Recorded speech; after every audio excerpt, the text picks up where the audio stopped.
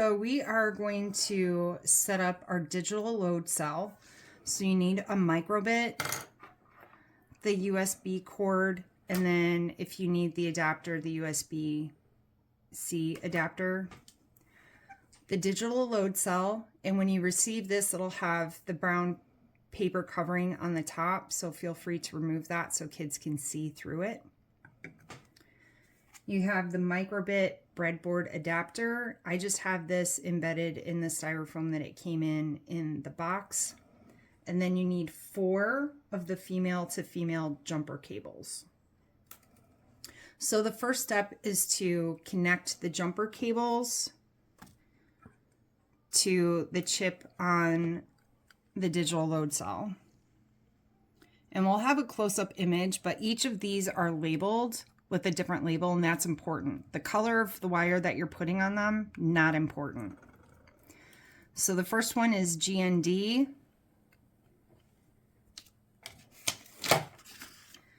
The next one is called DT.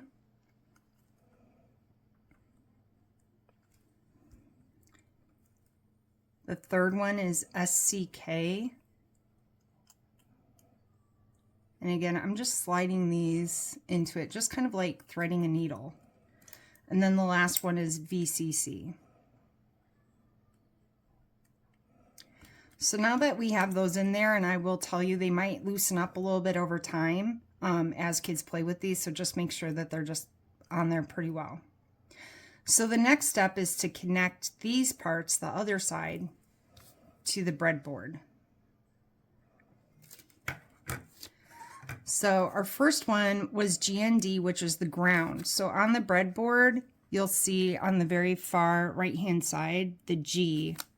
And so that's this very last pin here. So I'm just going to slide this onto that pin. And it might click in place. The next one that we're going to do is the VCC, which is the voltage. So that sends the power to your microbit and from the microbit computer to the load cell. And so I see the PWR, so that's my power pins. And I want the one that says V, so that's this third one in from the right. So I'm just going to slide it on top. The next two are the ones that connect to and relate with our program. Okay.